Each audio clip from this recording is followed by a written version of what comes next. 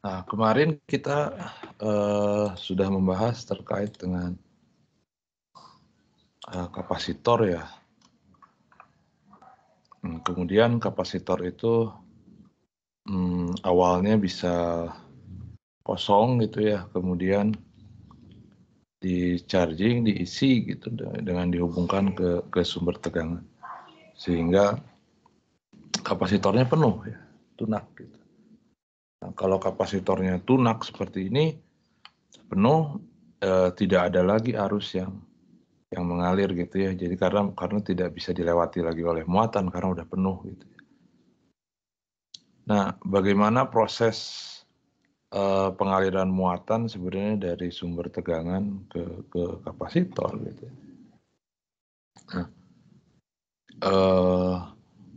jadi kalau di sini kan yang kita bahas sebenarnya yang kemarin itu adalah kita skip prosesnya gitu ya. Yang jelas kita punya kapasitor kosong dihubungkan ke sumber tegangan, terus penuh aja gitu ya. Nah, bagaimana proses dari kosong ke penuh tersebut itu kemarin tidak kita bahas. Nah, sekarang akan kita bahas dengan memperkenalkan sebuah konsep baru yang dikenal sebagai aliran muatan ya atau arus listrik ya, sebetulnya. Nah, jadi ada kemarin bilang muatan mengalir misalkan dari sumber tegangan ke kapasitor atau dari kapasitor 1 ke kapasitor 2 gitu ya. Nah, berarti aliran muatan itu kita harus definisikan secara lebih presisi. Jadi kita akan membahas mengenai arus listrik. Nah, jadi arus listrik ini pada dasarnya adalah aliran laju aliran muatan listrik ya.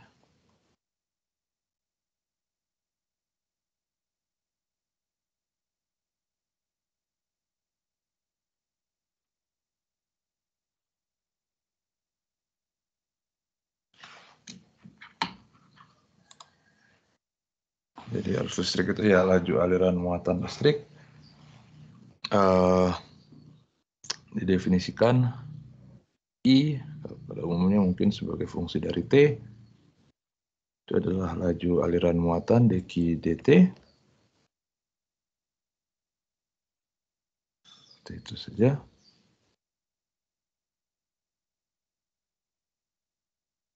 Nah, jadi I ini adalah arus listriknya.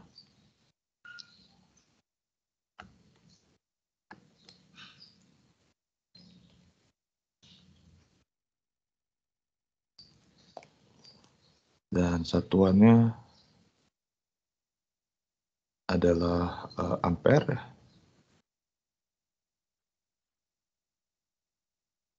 A itu sama dengan coulomb per second ya. Nah, dan kita tahu juga bahwa muatan listrik itu hanya bisa mengalir kalau kita punya material yang banyak elektron bebas gitu ya. Dan yang banyak elektron bebas itu kita kenal sebagai konduktor kemarin.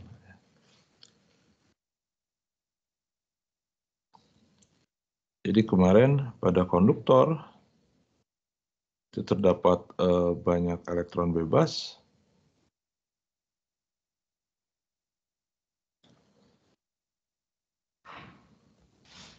Nah, sekarang kita lihat kemarin kalau kita bicara isolator gitu ya, di mana elektron-elektronnya terikat pada atom. Ketika kita kasih medan eksternal E,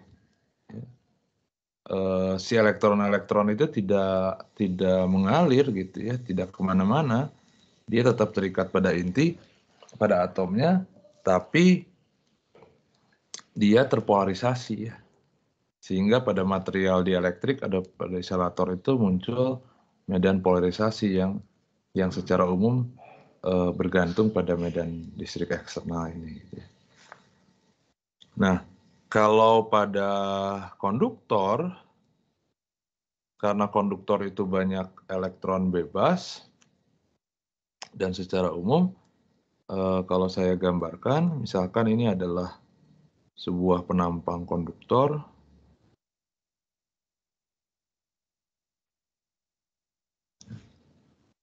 Di sini banyak elektron-elektron bebas yang mengalir, dan elektron-elektron itu secara umum dia bergerak acak, ya.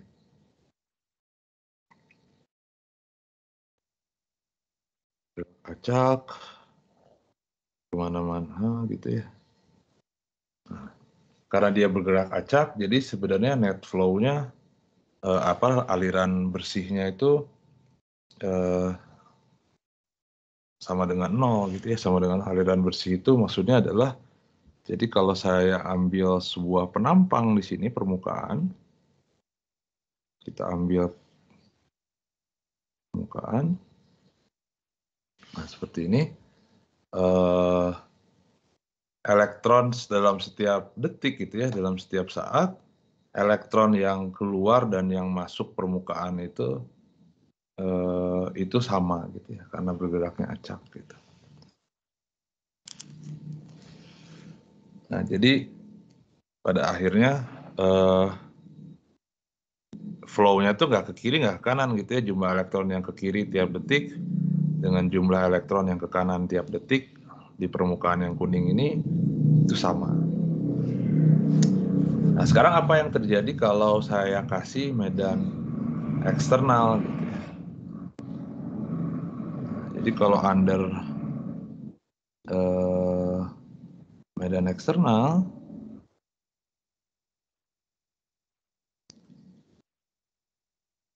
nah, kita kasih medan E di sini, misalkan sini ya, nah medan E. Nah, si elektron itu meskipun bergeraknya acak, tapi karena ada yang narik semua ke kiri, berlawanan dengan arah E, maka si elektron-elektron ini dia punya kecenderungan untuk bergesernya ke kiri ya. Nah, punya kecenderungan bergeser ke kiri meskipun geraknya mungkin masih acak juga ya, tapi dia ada pergeseran ke kiri, sehingga kalau saya ambil permukaan di sini,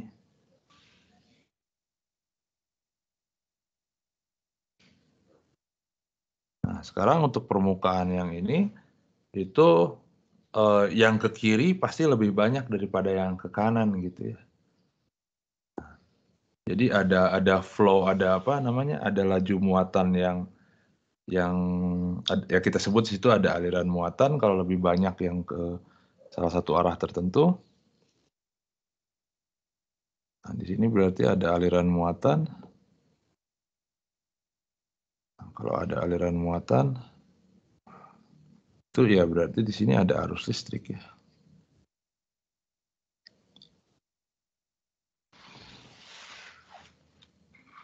Nah, kalau luas penampang ini adalah A, kalau kita sebut luas penampang ini adalah A,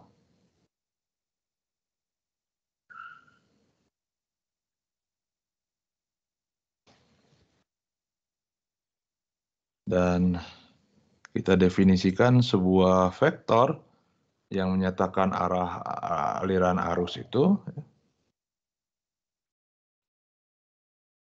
Nah, ini kita sebut sebagai J, J besar. J besar itu menyatakan rapat arus listrik.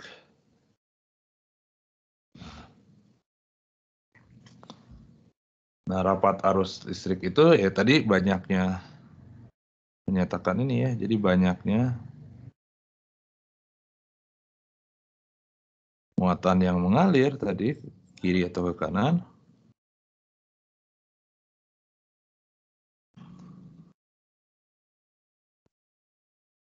Itu bergantung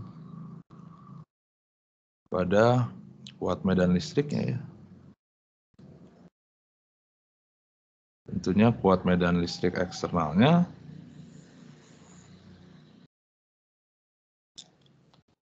dan ya kita sebut banyaknya elektron bebas yang tersedia.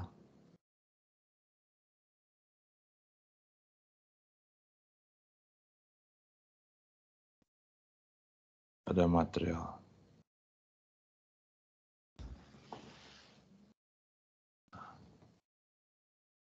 Nah, di sini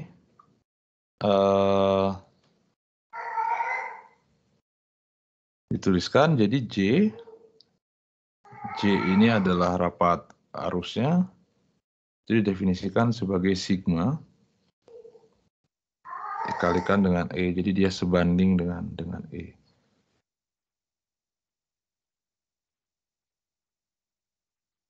Tentunya dengan E adalah medan luarnya, dan sigma ini disebut sebagai konduktivitas listrik.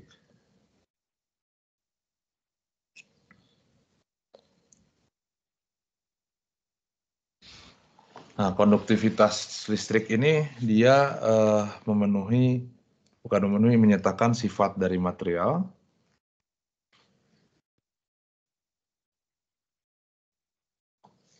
Ini adalah sifat dari material, sifat dari bahan.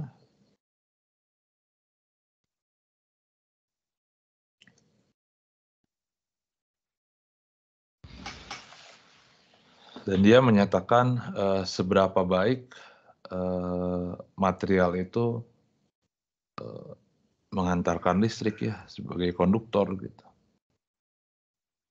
Nah, jadi semakin besar sigmanya, semakin bagus material tersebut menghantarkan listrik gitu ya, semakin bagus material itu sebagai konduktor listrik gitu ya.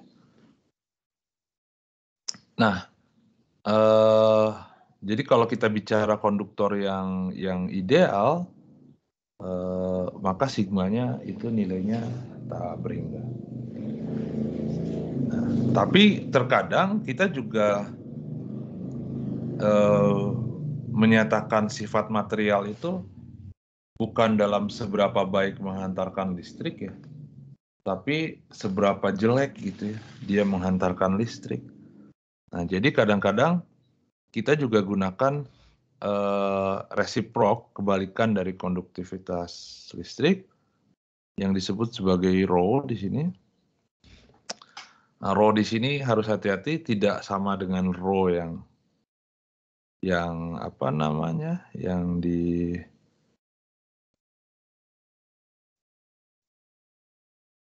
sini tidak sama dengan menyatakan rapat muatan. Nah, karena notasinya standar ya sama-sama rho. Nah, di sini jadi by konteks harus hati-hati. Apakah rho itu menyatakan rapat muatan volume atau menyatakan kebalikan dari konduktivitas listrik. Nah, ini kebalikan dari konduktivitas listrik. Rho itu dinyatakan sama dengan 1 sigma, dan ini kita sebut sebagai resistivitas listrik. Resistivitas listrik. Nah, ini kebalik. Jadi kalau dia konduktornya bagus, maka rho-nya kecil. Rho-nya kecil karena berbanding terbalik dengan konduktivitas. Nah, sehingga kita juga bisa tuliskan rapat arus itu J sama dengan 1/ρ dikalikan dengan E.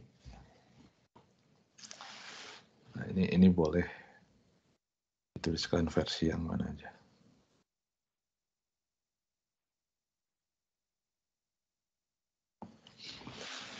Nah, persamaan ini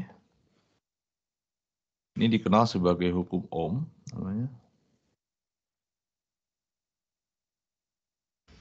Dan konduktor-konduktor, material-material yang memenuhi relasi ini itu disebut sebagai konduktor ohmik namanya, atau material ohmik.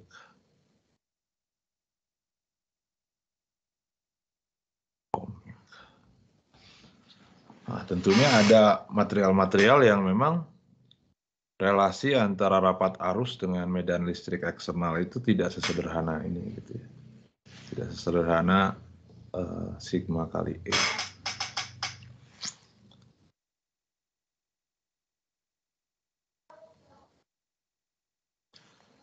Nah, yang itu kita sebut sebagai konduktor yang atau material non ohmik gitu ya.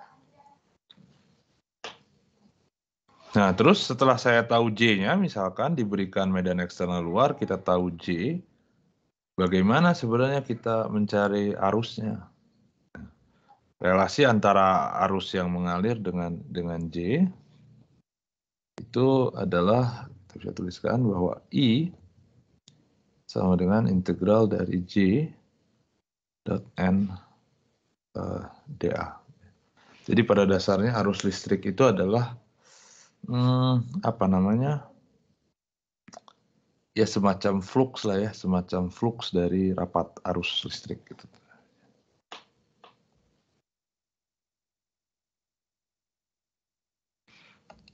Nah, jadi ini adalah arus listriknya.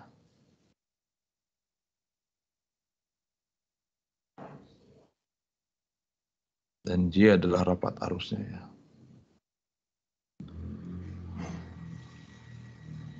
Dan tentunya NDA itu adalah elemen luas.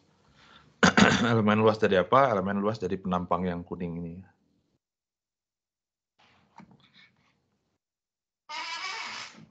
Nah, jadi arus listrik itu skalar. Ini tentunya skalar. Sedangkan rapat arus ini dia vektor. Dan satuan dari rapat arus ini kalau ini karena I itu satuannya ampere, dan I itu adalah J dikalikan dengan luas. Jadi J itu tentunya adalah satuannya ampere per meter persegi ya. Satuannya.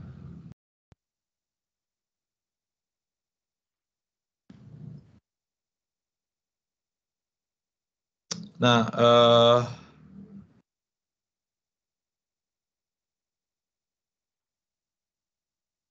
bisa dilihat di sini.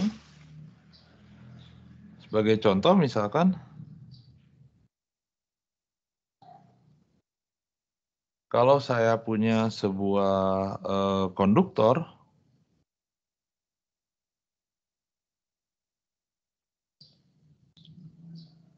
berbentuk silinder,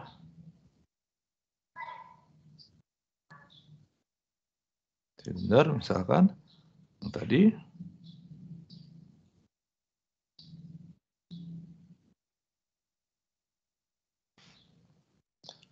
dan kemudian ini ada rapat arus ke sini, J, kita asumsikan J itu seragam. Ya. J-nya seragam, berarti ada E di sini. Karena J tentunya searah dengan E, ya, konduktivitas pasti positif. Nah, dan kita tahu kalau ada medan eksternal di sana, atau kita bikin dulu gini. Nah, misalkan ini panjangnya L, karena silinder luas penampangnya kan di mana-mana sama. Jadi kita bikin ini luas penampangnya adalah A misalkan.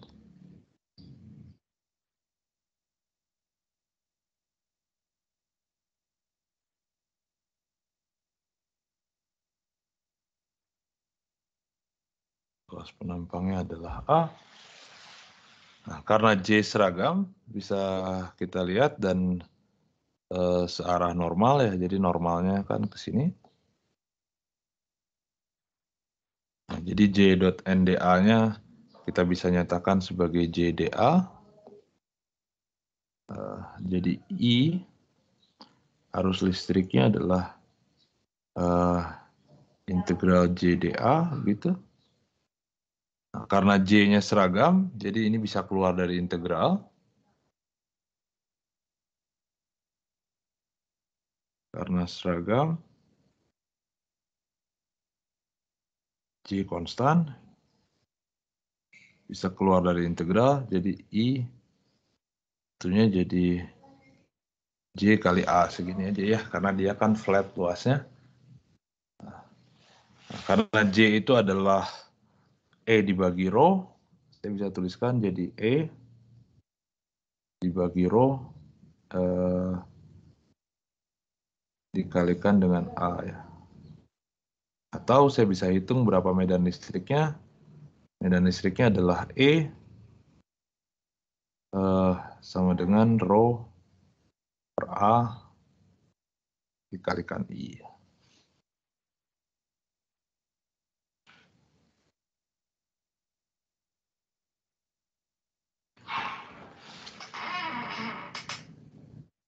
Nah, sekarang karena ada medan listrik yang arahnya ke kanan, berarti kan sebenarnya ada beda potensial tuh antara ujung kawat, ujung konduktor yang kiri dengan yang kanan.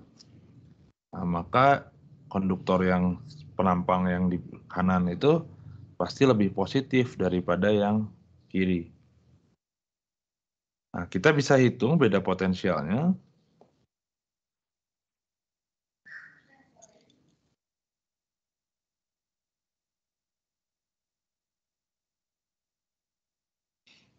Antara ujung konduktor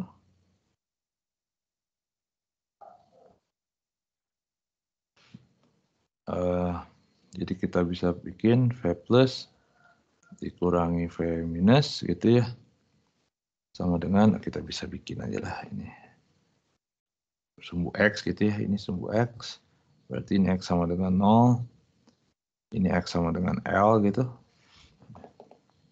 ini kita sebut sebagai delta ya, ini sama dengan minus integral E dot dr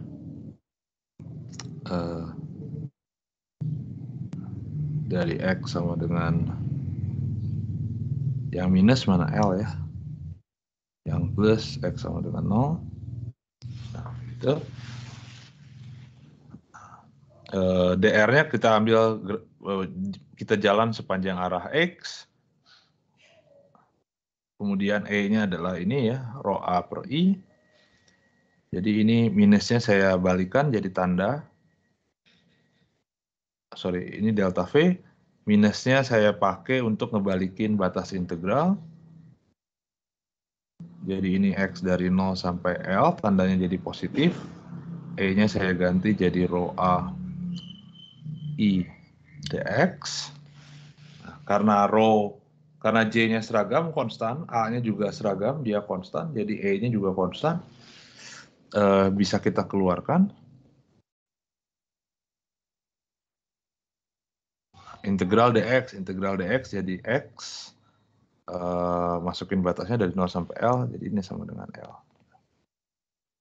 Nah, sehingga kita bisa tuliskan relasinya adalah delta V sama dengan rho I per A dikali L. Terusnya gini aja.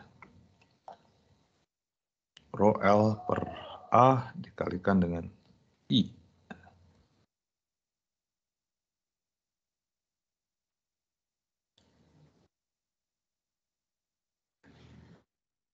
Nah, jadi dari sini bisa kita lihat delta V sama dengan rho L per A dikalikan dengan I. Suku yang ini, rho L per A I, itu kita sebut sebagai R, dikenal sebagai resistansi, diukur dengan satuan ohm. Dan resistansi ini bergantung pada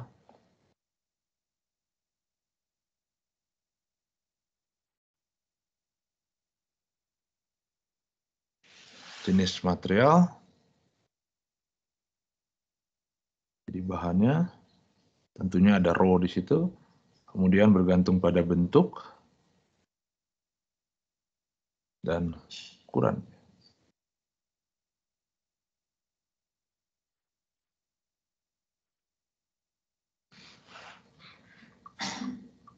Nah, jadi secara umum relasi untuk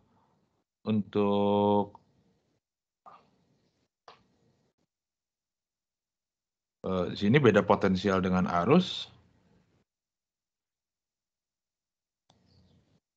Secara umum kita bisa tuliskan yang ini nih, hukum Ohm yang ini itu ke dalam bentuk seperti ini. Jadi delta V sama dengan R dikalikan dengan I.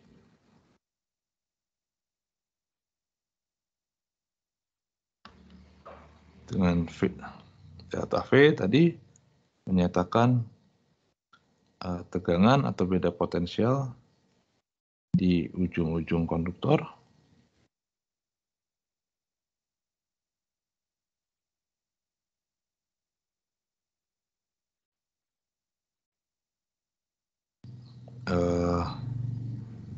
I adalah menyatakan arus listrik yang mengalir pada konduktor tersebut.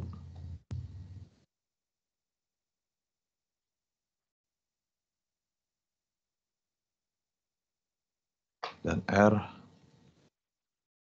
menyatakan resistansinya tadi ya. Resistansi. Atau biasanya disebut sebagai hambatan ya, resistansi.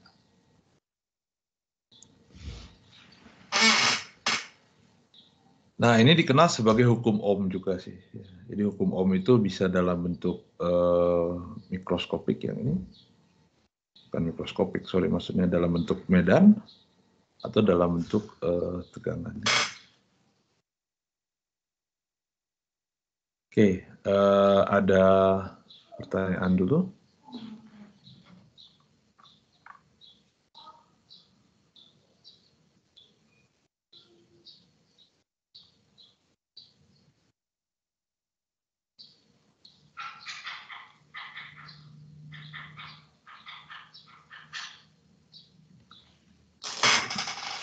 Nggak ada?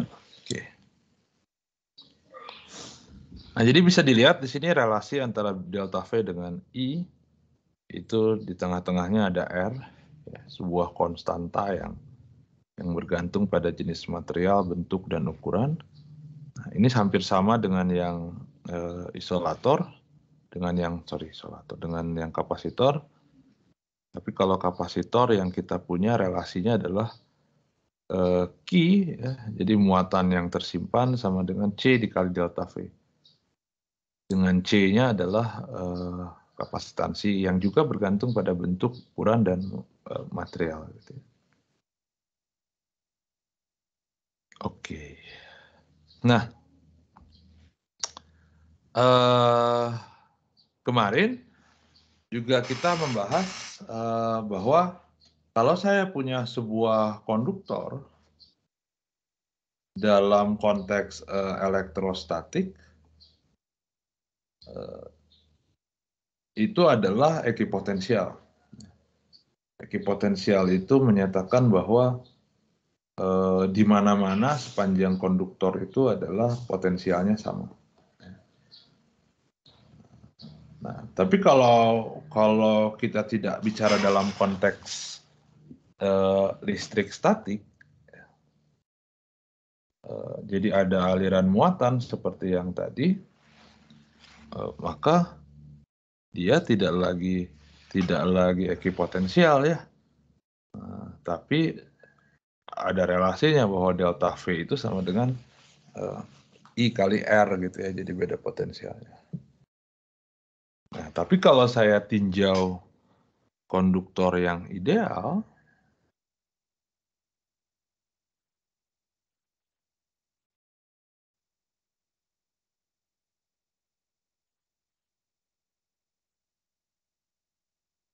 konduktor ideal itu berarti tadi konduktivitasnya sigmanya dia nilainya besar sekali, atau resistivitas Rho itu nilainya menuju 0. Nah, dari sini bisa kita hitung bahwa delta V-nya sama dengan misalkan Rho dikalikan I begitu. Nah, berapapun I-nya, berapapun arus yang mengalir, berapapun muatan yang mengalir di situ ya, karena Rho-nya sama dengan 0, maka delta V-nya pasti sama dengan 0. Berapapun arus yang mengalir. Nah, sehingga meskipun kita tidak lagi bicara dalam konteks elektrostatik, kalau saya punya konduktor ideal, di sini dialiri arus I, meskipun ada aliran muatan, kalau ini adalah konduktor ideal,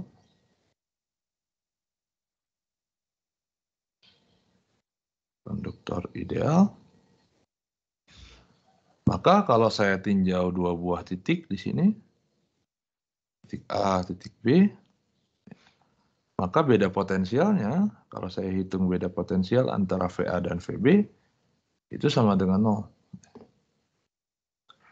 Meskipun ada arus yang mengalir, makanya di sini VA sama dengan VB. Nah, dengan konvensi yang kemarin, bahwa kalau saya punya dua titik yang punya potensial yang sama, kita kasih label yang sama, maka saya bisa kasih ini titik A, saya bisa ambil titik ini C, ini juga saya bisa ganti jadi A gitu ya. Jadi di mana-mana sepanjang konduktor ideal itu bisa saya tuliskan sebagai titik A gitu ya, kalau mau saya kasih label. Oke, ada pertanyaan dulu?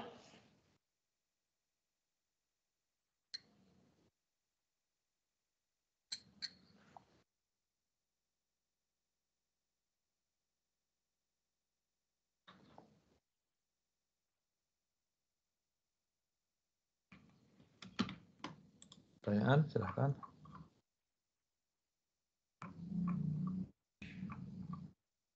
Saya punya contoh ini nggak ya, tabel. Kayaknya nggak ada.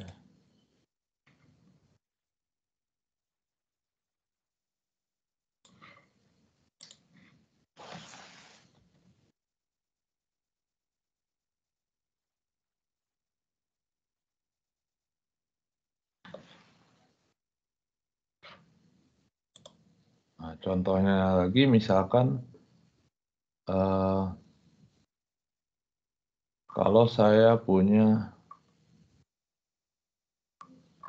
bumi misalkan ya.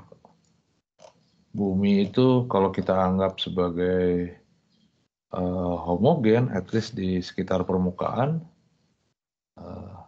bukan di udaranya ya, tapi di kerak buminya, itu sekitar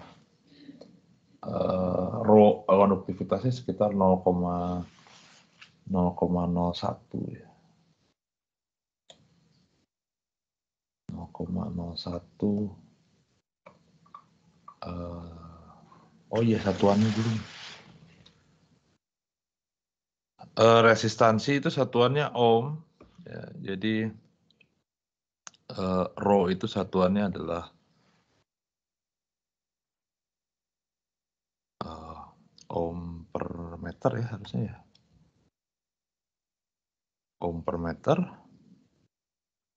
Nah, kalau konduktivitas jadi dibalik ya, jadi meter per ohm. Nah, tapi seper ohm itu biasanya disebut sebagai Siemens S. Jadi ini satuannya adalah Siemens meter ya. S itu dikenal sebagai Siemens seper ohm.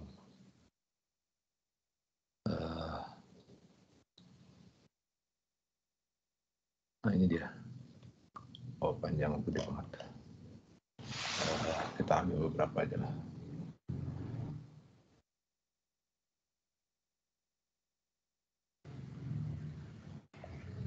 Nah secara umum memang nanti resistivitas atau konduktivitas juga bergantung nilainya pada temperatur. Ini saya ambil dari wiki ya.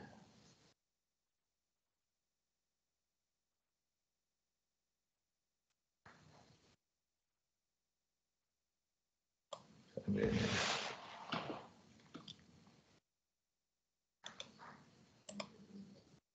Wah, kelihatan terlalu kecil. Nggak apa-apa.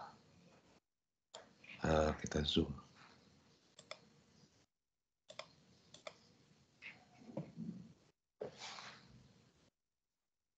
Nah, mudah-mudahan kelihatan. Masih kurang gede kayaknya.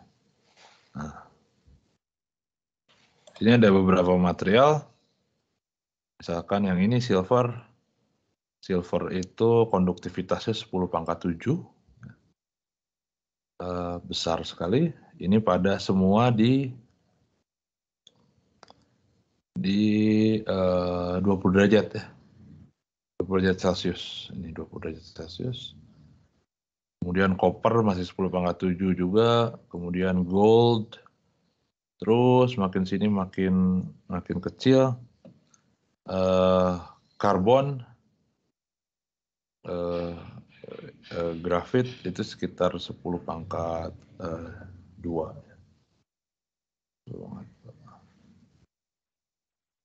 Nah, terus kemudian udara, ini enggak ini kalau saya punya karet itu 10 pangkat min 14 ya. Jadi kecil sekali ini apa namanya konduktivitasnya. Udara itu antara 10 pangkat min 15 sampai 10 pangkat min 9 ya. Itu juga kecil sekali.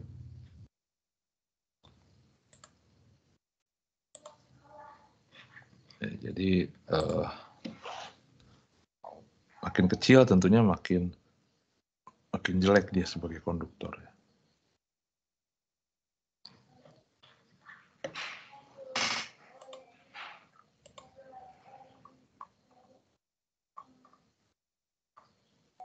Oke, nah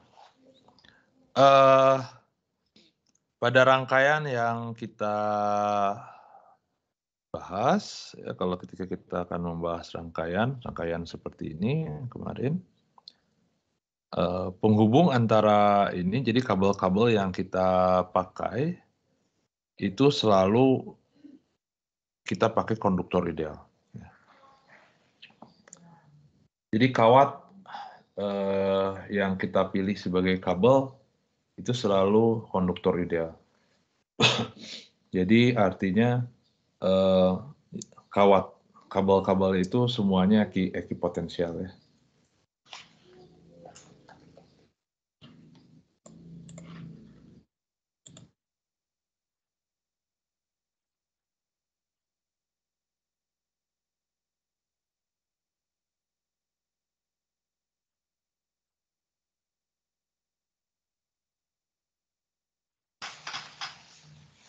Nah,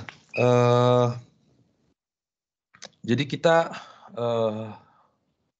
untuk menghitung resistansi dari rangkaian, ya, kita bisa gunakan sebuah device seperti kapasitor ini ya. Kapasitor itu adalah sebuah device yang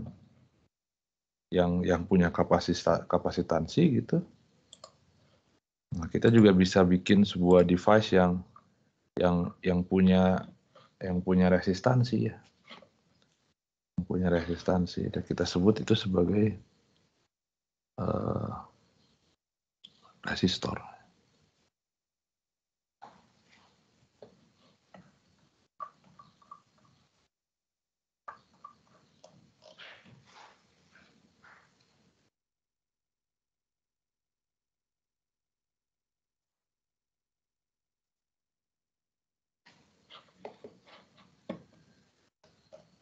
Ini judulnya kita ganti aja.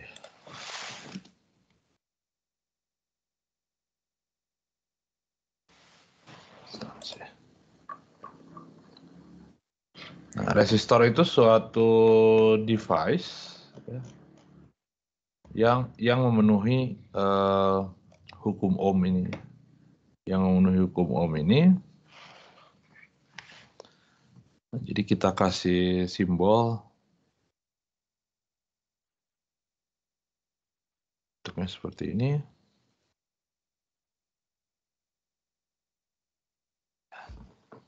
Nah, gitu, kita kasih punya R gitu ya. Kemudian ada I di sini, ini kita sebut titik A, ini titik B. Nah, tegangan antara ujung-ujung kapasitor itu yang dialiri oleh arus I itu memenuhi hukum Ohm ini. Jadi VAB sama dengan I dikalikan dengan R.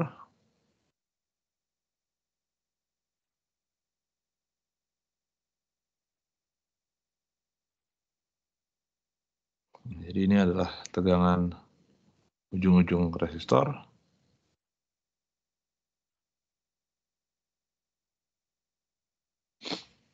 Ujung-ujung resistor.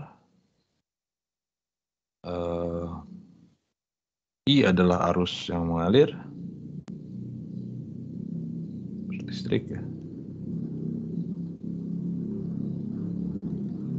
Yang mengalir atau yang melalui resistor.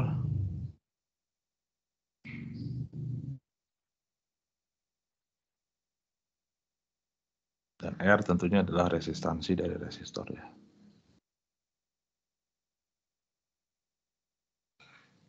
Atau hambatan. Nah, jadi dia memenuhi hukum Ohm.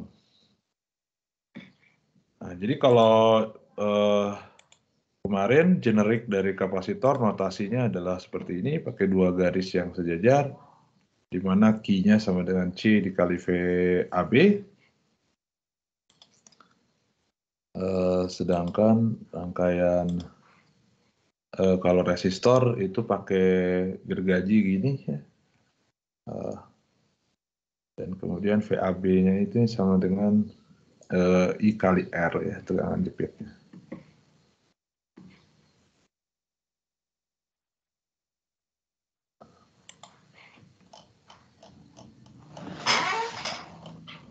Nah, ini.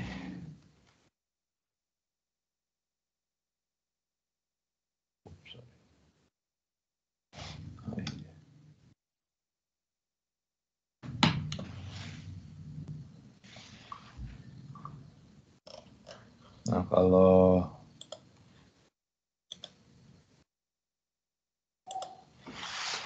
dilihat, nah bentuknya seperti ini kira-kira resistor.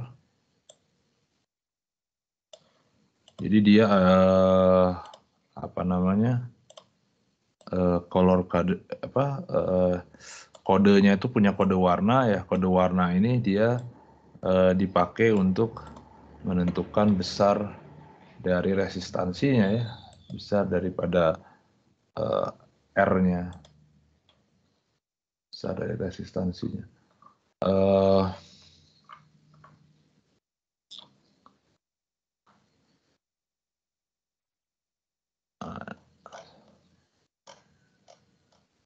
Anda bisa lihat sih itunya apa, kode-kode warna untuk resistor bahwa jadi dari kode warna ini Anda bisa hitung berapa nilai resistansinya, dan yang terakhir ini yang gold ini nih, yang warna gold, yang ini di bawah, yang ini di atas, ini di bawah, itu menyatakan grade atau toleransi dari resistor ini, dari nilainya ya. Nah, biasanya kalau yang gold itu saya lupa itu 5% atau 10% gitu ya. Jadi kalau misalkan ini 100 ohm gitu ya, kalau toleransinya 5%, jadi nilainya bisa jadi dari 95 sampai ke 105 ohm gitu ya, itunya persisnya gitu. Tidak persis secara 100 ya.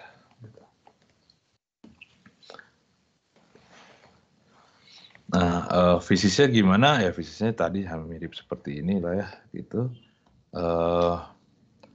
Cuman memang materialnya ya bergantung pada pada jenis resistornya ya sebenarnya. Jadi pokoknya kita bisa asumsikan bahwa resistor itu adalah konsum arus ya. Nanti bisa kita lihat kalau kapasitor itu adalah menyimpan energi listrik, ya, digunakan untuk menyimpan energi listrik. Nah, nanti bisa dilihat kalau resistor itu dia bukan menyimpan, malah load ya, load itu apa? Jadi beban gitu. Jadi dia membuang gitu ya. Nanti atau bukan membuang sih lebih pasnya. Bisa kita katakan membuang atau menggunakan energi listrik ya. Menggunakan energi listrik dan nanti biasanya dikonversi jadi heat ya. Jadi panas. Nah, kita bisa lihat susunan kapasitor, susunan resistor.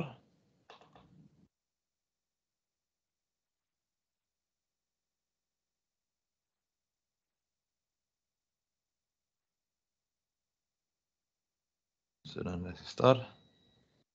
Nah, misalkan saya punya 2 buah resistor dengan resistansi R1 dan R2 gitu ya. Ini A, ini B, ini C. Ini susunan seri ya.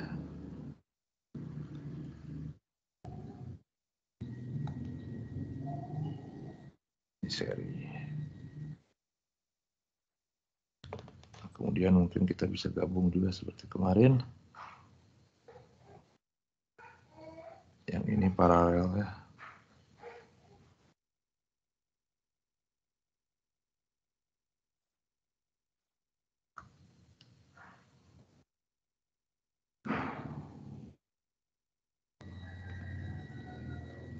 Paralel kita bisa gabung begini.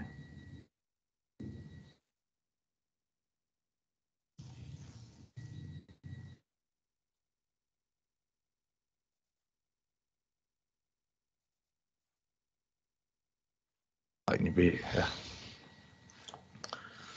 Nah, sama seperti kapasitor kemarin, setiap susunan resistor itu bisa kita gabungkan ya, jadi satu resistor gitu. Nah, ini tegangan jepit ujung-ujungnya. Yang ini juga sama, bisa kita gabungkan.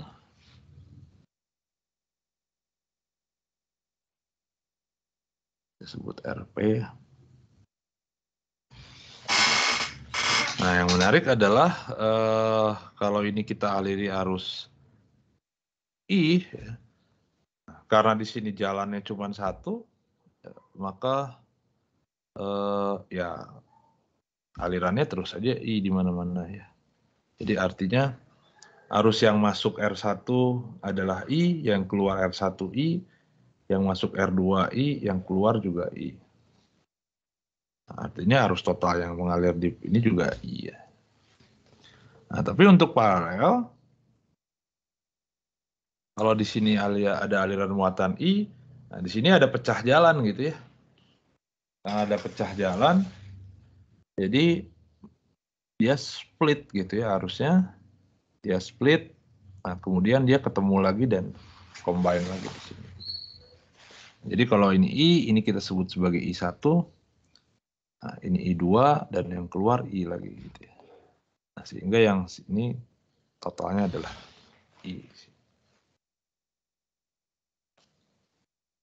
Nah, bisa dilihat di sini untuk susunan seri, tentunya karena potensial itu adalah skalar, jadi saya bisa tuliskan bahwa beda potensial antara A dan B, tegangan A dan B, itu sama dengan A dan C ditambah C dan B. Nah, saya bisa gunakan hukum Ohm di sini, bahwa VAC itu adalah I dikali R1, VCB adalah I dikali R2, dan VAB itu adalah I dikali R. S, I-nya bisa saya coret semua. Nah, jadi saya punya RS sama dengan R1 plus R2.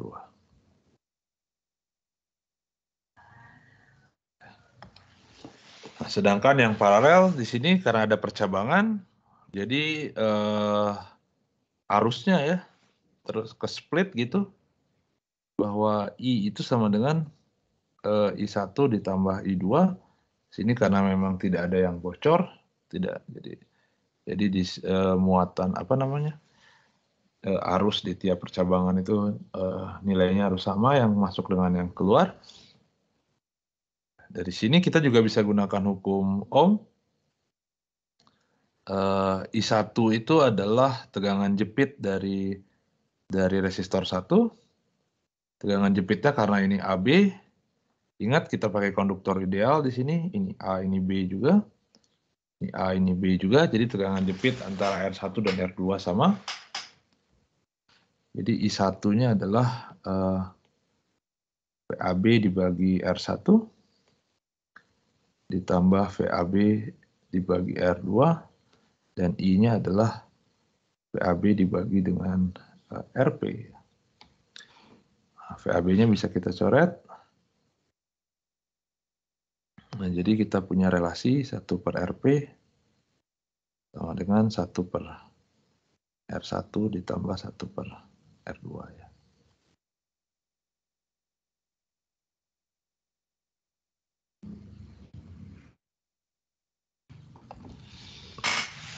Nah, di sini bisa dilihat bahwa yang seri resistansinya di jumlah, yang paralel resistansinya di resiprok ya, seper gitu. Nah, ini kebalik dengan yang kapasitor. Waktu kita bahas susunan kapasitor, yang seri justru di resiprok, yang paralel di jumlah. Nah, salah satu alasan kenapa begitu, karena di sini kebalikan ya. Jadi kalau saya gunakan relasi dari mana? Resistor di sini, ingat yang resistor itu saya punya sorry, resistor. Untuk kapasitor,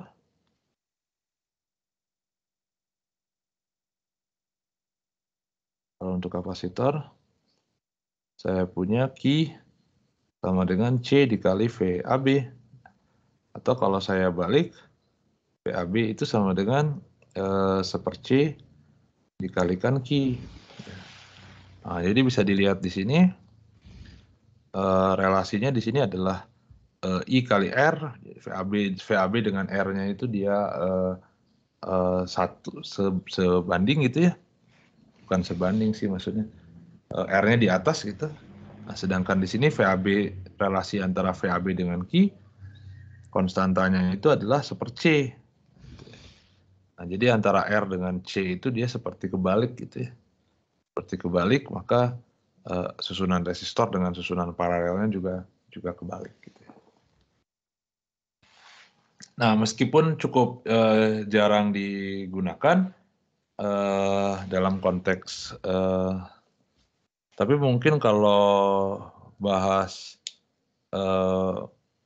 sifat-sifat material gitu ya, kalau kita karakterisasi material, kadang kita juga tidak hanya menyatakan resistansi, tapi juga menyatakan ada yang namanya konduktansi. Konduktansi itu kebalikan dari resistansi ya. Konduktansi itu jadi 1 per R. Catatan mungkin sedikit.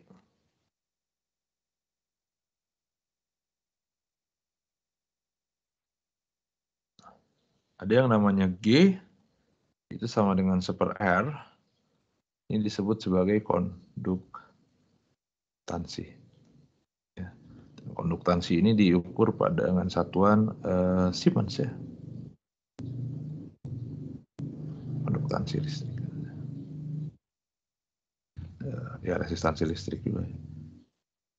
Siemens ya, S gitu. Nah, jadi ini kebalikan dari resistansi ya, kebalikan dari resistansi. Tapi ini rasanya tidak terlalu sering digunakan ya. Nah, nanti kalau Anda belajar lebih jauh gitu,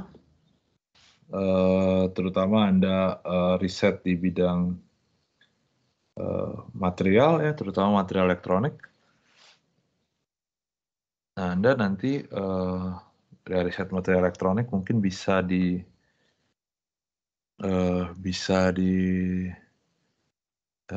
kimia gitu ya, atau di fisika sendiri. Itu salah satu sifat fisisnya adalah sifat elektrik gitu ya, dari sebuah material.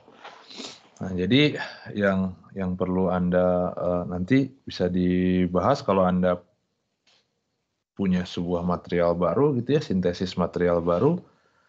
Salah satu yang harus diuji adalah sifat listriknya. Nah, sifat listriknya itu pada dasarnya mencari nilai G-nya ini nih, si konduktansi listriknya ini. Tentunya kita secara umum tidak harus memenuhi ini ya.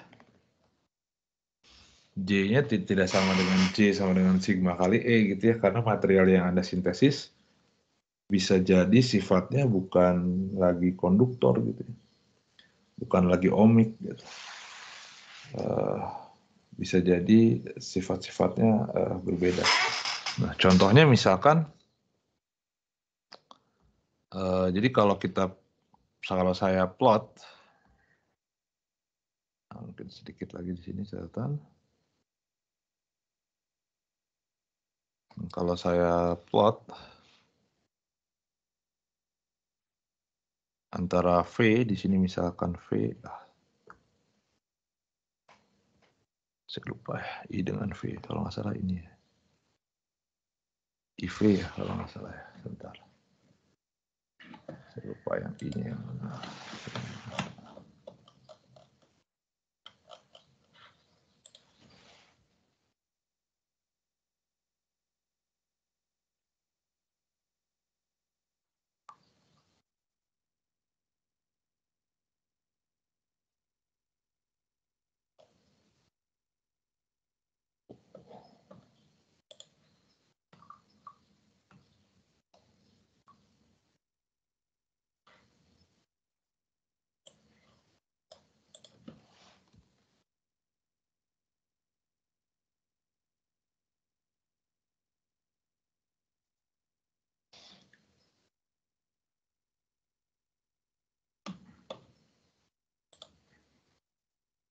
Ya, IV benar. Nah, kalau saya lihat yang IV seperti ini, nah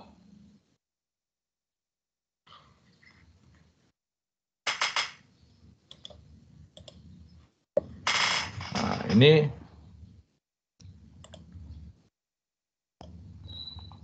kita punya untuk yang ohmik, itu dia relasi antara I dengan V-nya itu kan dia linear seperti ini ya.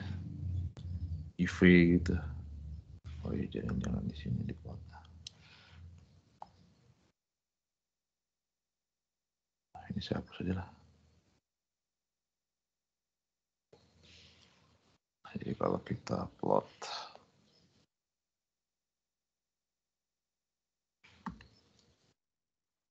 di antara voltage delta V ya dengan I, nah, kurvanya itu dia konstan begini ya.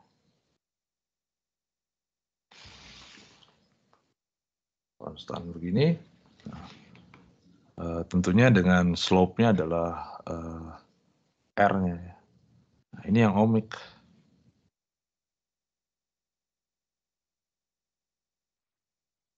Memenuhi yang ini. Nah, tapi tentunya ada kurva karakteristik lain yang dia bukan ohmik gitu ya.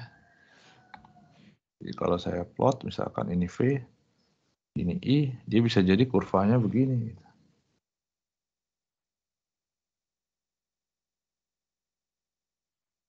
Nah, tiba-tiba putus di sini gitu ya.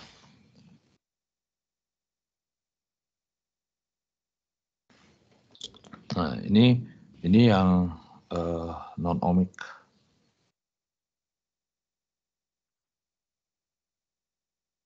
Jadi dia tidak lagi memenuhi hubungan delta V sama dengan R kali I gitu ya. Tapi V dengan I-nya itu dia seperti ini kurva karakteristiknya. Nah, jadi beda-beda. Nah, sebenarnya ini pada dasarnya kurva karakteristik dari dioda. Nah, dioda itu dia bukan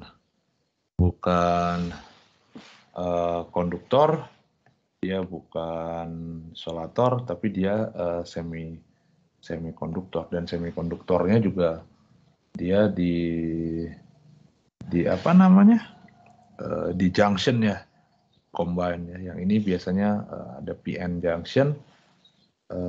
Junction itu pada dasarnya semikonduktor tipe P dan tipe N itu, jadi semikonduktor itu pada dasarnya mirip dengan ya dia isolator sebenarnya, dia bukan penghantar listrik yang baik, dia bukan konduktor. Nah, tapi kalau saya doping gitu ya, doping itu maksudnya disuntikan material yang lain, kemudian dibikin junction dengan tipe yang lain dengan P dan N gitu, itu bisa menghantarkan listrik, tapi dengan karakteristik yang berbeda dengan konduktor yang biasa yang ohmic gitu. Nah, Anda bisa bikin sebenarnya. Jadi kalau kita bicara tentang sintesis material gitu, nah, nanti sifat-sifat elektrik dari material itu bisa macam-macam ya, bisa macam-macam, dan metode karakteristiknya juga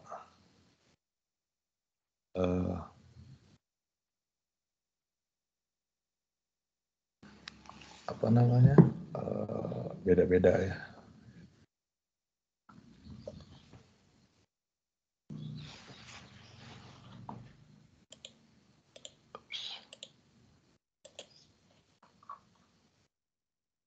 Ada pertanyaan dulu?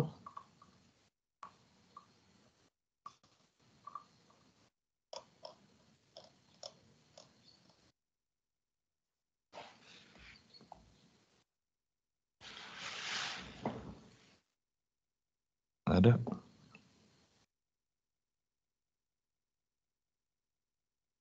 Nah,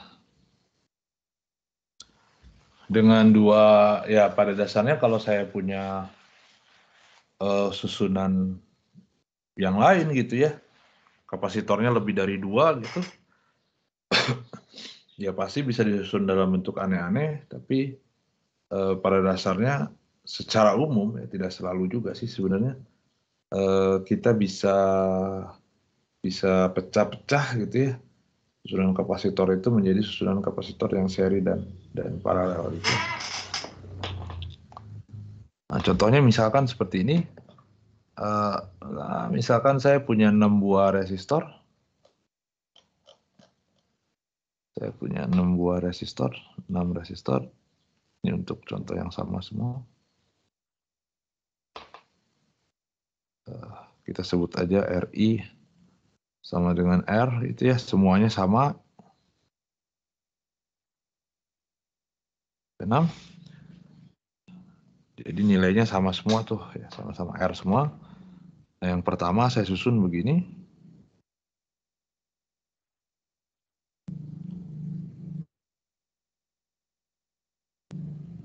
Sini ini ada 2 ya. Kita bikin 2, misalkan 6 kan.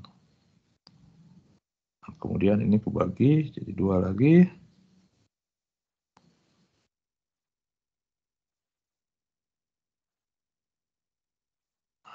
Keluar di sini ya. Ini A, ini B, ini R1, R2, R3, R4. Masih baliklah R3-nya di sini. R3, R4, R5, R6. Saya copy dulu. Nah, saya punya seperti ini, misalkan. Nah, tentunya ini bisa kita bikin jadi satu buah resistor dengan resistansi R ekivalen gitu. Pertanyaannya ya tadi berapa R nya gitu ya. Nah, di sini kita bisa split tentunya. Nah, jadi R1, R2 itu seri, tentunya ya. Ini seri, kemudian R5, R6 juga seri.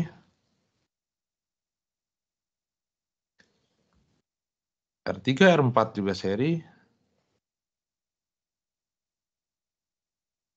Dan kemudian gabungan ini, gabungan R5 dengan R6, itu kita susun paralel.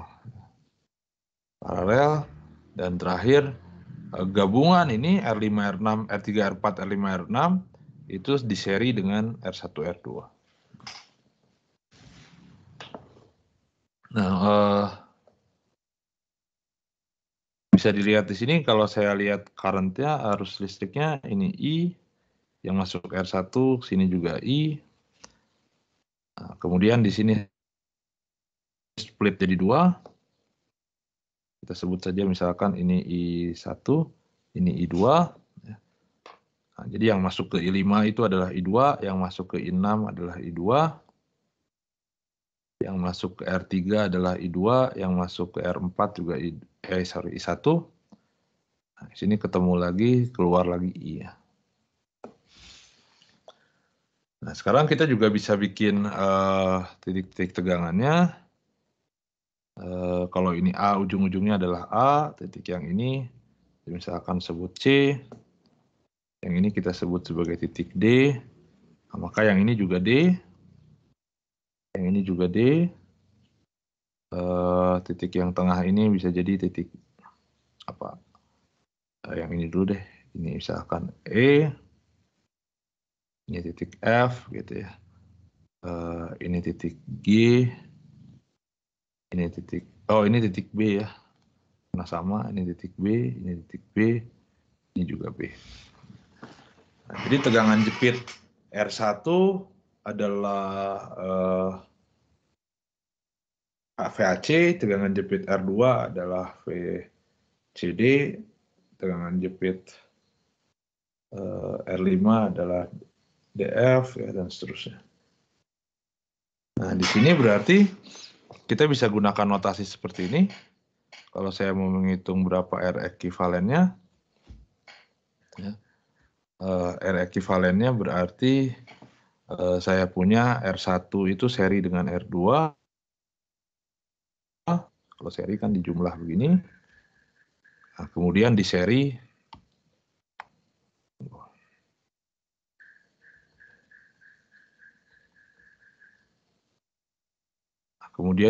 dengan gabungan ini ya. Dan tentunya gabungan ini adalah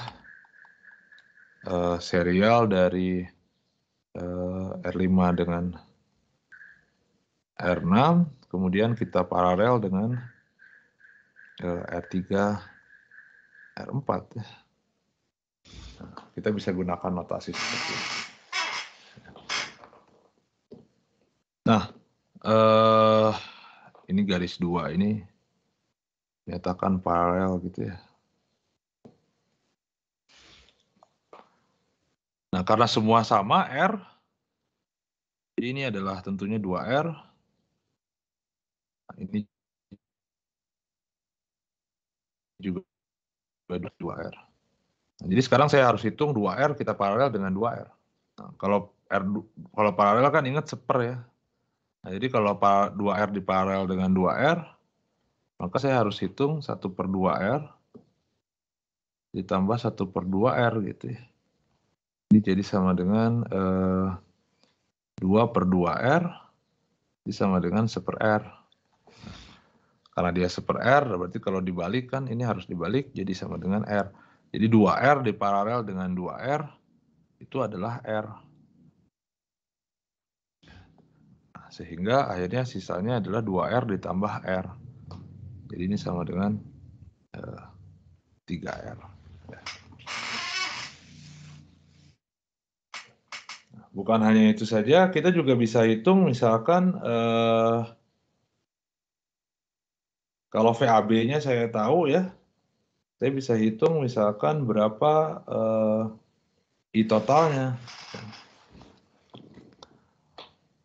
Nah, kalau ini adalah I, saya bisa hitung berapa arus yang mengalir gitu ya. Dinyatakan dalam VAB ya. Berarti saya bisa hitung nih arus yang mengalir. Ya, saya bisa hitung berarti I itu saya bisa pakai relasi yang ujung ini yang sebelah kanan lebih mudah. Sama dengan VAB dibagi dengan RX ya. Nah, ini berarti sama dengan apa? VAB dibagi dengan 3R. Nah, saya bisa hitung. Nah, saya juga bisa hitung sebenarnya berapa. Oh ya, kalau I-nya saya udah tahu, berarti saya bisa hitung sebenarnya berapa tegangan jepit R1 misalkan, ya, berapa tegangan jepit R2 dan seterusnya. Kemudian saya juga bisa hitung berapa I1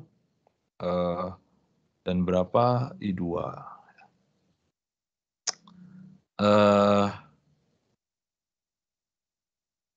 Nah, ya yang harus diingat bahwa kalau tegangannya saya fix ya, kalau tegangannya saya fix, ya, VAB-nya saya fix gitu ya. Berarti kan I itu pada dasarnya adalah VAB dibagi R. Nah, jadi untuk tegangan yang sama, ya, untuk tegangan yang sama, bahwa I itu akan mengalir lebih besar ke R yang lebih kecil. Karena untuk tegangan yang sama, I itu akan mengalir lebih besar ke R yang lebih kecil. Jadi seperti berbanding terbalik gitu ya.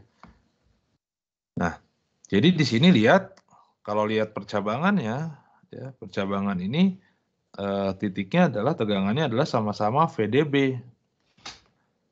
Nah, VDB tegangannya berarti sama, nah berarti si arus itu kan kebagi nih ada I1 ada I2. Nah, dia akan mengalir lebih besar ke yang hambatannya lebih kecil. Nah, tapi ini hambatan total yang di atas adalah 2R. Hambatan total yang di bawah adalah 2R juga. Jadi karena hambatannya sama, maka I-nya pasti kebagi 2 juga gitu ya. Jadi akhirnya I1-nya nanti sama dengan I2, ya sama dengan setengah dari I berarti. Sama dengan setengah I. Atau VAB per berapa? 6R ya. Setelah saya ngitung I, saya bisa ngitung I-nya, ya saya bisa hitung berarti berapa tegangan jepit antara masing-masing resistor juga ya. Kalau saya pengen ngitung misalkan berapa VAC gitu. VAC itu tegangan jepit resistor 1, ya VAC itu dari hukum Ohm kan sama dengan I dikali R1. I-nya saya tahu, VAB per 3R, R1-nya sama dengan R. Bisa kita coret, sama dengan berarti sepertiga VAB gitu ya. Nah, saya juga pengen ngitung misalkan berapa VFB gitu ya. Tegangan jepit R6, R6 berarti di sini saya punya I2 dikali R6. I2-nya adalah VAB per 6R dikali R. Jadi hasilnya adalah 1/6 VAB gitu ya, dan seterusnya ya. Oke. Ada pertanyaan dulu?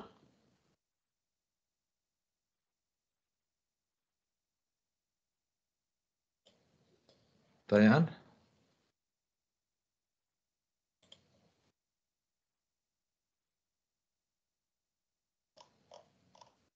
Ada.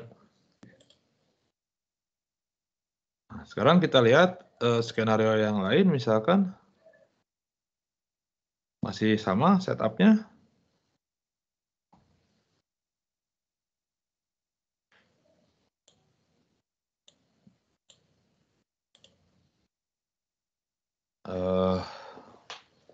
Kita kasih A, B di sini, ini C tadi ya. Ini D, ini E, ini F ya. Nah, misalkan sekarang skenario yang kedua, ini alurnya I yang ngalir sama. Nah, tapi antara D dengan B, misalkan saya kasih kabel nih, saya hubungkan nih. Saya hubungkan dengan kabel ya. Kabel itu ingat, ini kabel atau kawat lah. Kawat itu di sini ingat kita asumsikan sebagai konduktor ideal. Nah, yang menarik di sini sekarang, kalau kita tinjau seperti ini, di titik percabangan si D ini ada 3 ya cabang gitu ya. Bisa lewat atas, bisa lewat bawah, bisa ke tengah. Nah, tapi bisa dilihat di sini karena kawat itu konduktor ideal,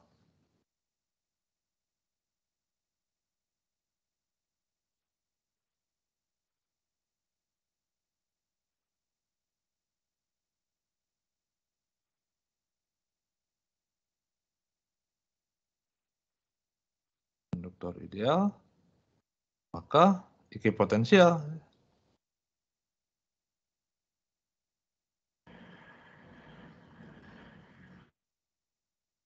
Kalau ekipotensial, maka VD tegangan di D sama dengan tegangan di B. Nah, artinya di sini titiknya jadi B juga.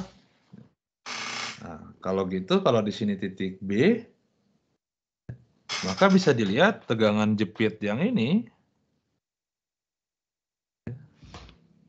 dan tegangan jepit yang bawah juga, yang resistor bawah, ya, tegangan jepitnya sama dengan 0. Ini tegangan jepitnya 0. Karena potensialnya sama-sama B ya. Tegangan jepitnya adalah VDB sama dengan VD min VB. Ini sama dengan 0 karena dia dihubungkan seperti ini.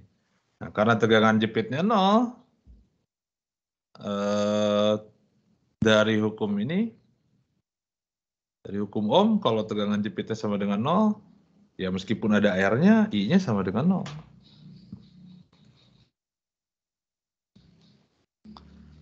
Nah, jadi dari hukum Ohm saya punya VDB sama dengan I kali R, maka dari sini kita bisa simpulkan I-nya sama dengan 0. Ya. Jadi tidak ada arus yang mengalir ke sini.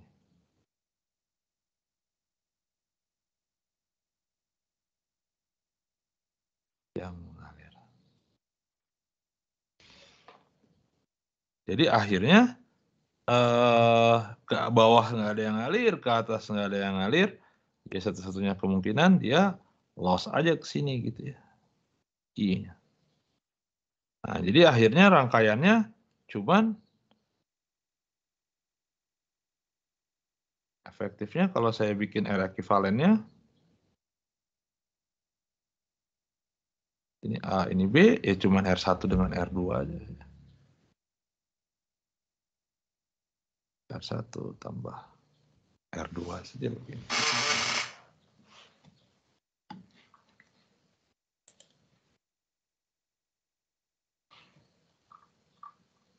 Nah, tapi kalau saya bikinnya beda lagi, misalkan kita lihat ini, tadi ini A, ini B, ini C, ini D, ini E, ini F, seperti ini ya. Ini I. Nah, sekarang yang saya hubungkan misalkan antara F dengan E. Nah, kalau antara F dengan E-nya dihubungkan pakai kabel, maka tentunya beda potensial antara F dengan E sekarang yang sama. Jadi ini sama dengan E. Kalau gini gimana? Nah, ya tentunya ini masih sama. Ini mengalir arus I, ke sini juga I, kemudian nge-split ke sini. Misalkan ini I1, ini I2. Nah, ketika di sini dia nge-split lagi gitu ya. Ada yang lurus, ada yang ke sini. Nah, tapi V dengan D, E dengan F itu potensialnya sama. Nah, karena potensialnya sama, itu kita bisa sync gitu ya. Nah, biar lebih jelas, saya bisa konstruk rangkaiannya itu jadi seperti ini. Jadi ini R1-nya, ini R2-nya, nah, ini R5, ini R3. Nah, ini kan titik F, ini titik E. Ini kan jadi titik E, ini juga jadi titik E sekarang ya. Ini titik F tapi sama dengan E. Ini titik E, ini titik F tapi sama dengan E. Nah, karena di sini ekipotensial, bisa saya tarik garis ke sini. Nah, ini juga titik E akhirnya. Nah, saya ambil garis, ini juga titik E.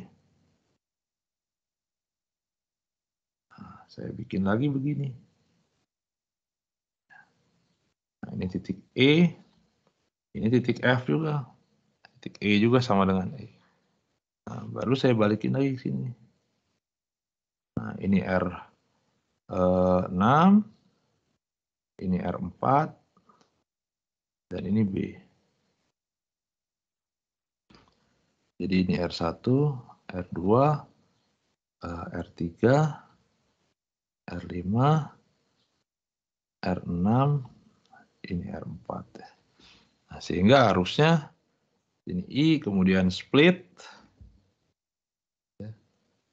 kemudian split, combine lagi ke sini, split lagi ke sini, combine lagi ke sini.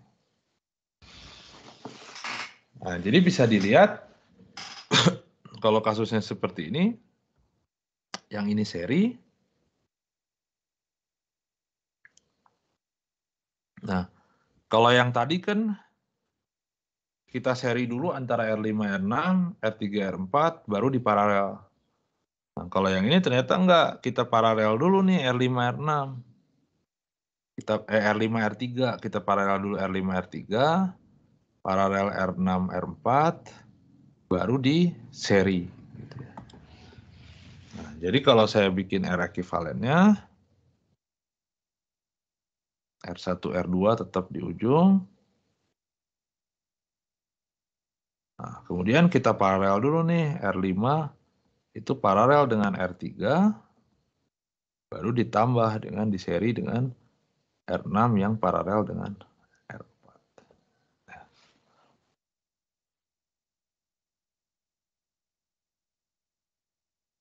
Nah, jadi kita bikin sekarang ini adalah 2R. Nah, sekarang si R5 paralel R3, R5 itu R, R3 itu R. Jadi kita tinggal ngitung 1/R ditambah 1/R. Itu jadi 2 per R. Nah, 2 per R berarti dibalikin, ini jadi R per 2. Ini juga jadi R per 2. Nah, berarti saya punya ini jadi R. Hasilnya adalah berapa? 3R. Nah, kebetulan ini sama dengan yang ini ya. Ini juga sama 3R. Yang ini ekivalennya, R ekivalennya adalah 2R. Ini 3R ini kebetulan aja ya. Jadi kalau saya ganti salah satunya, nilainya jadi beda. kebetulan sama semua.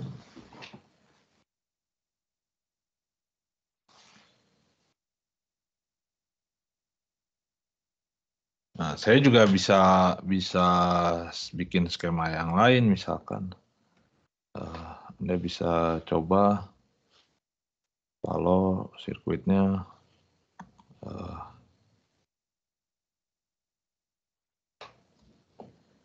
C, D, E, F. Nah, misalkan yang saya hubungkan titik F dengan titik B, misalkan ya, yang kita hubungkan dengan kawat. Nah, kalau gini berarti gimana gitu ya.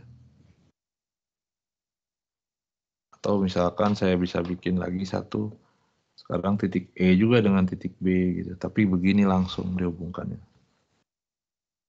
Ya, kalau gini gimana? Nah, bisa dicek. Oke, ada pertanyaan dulu?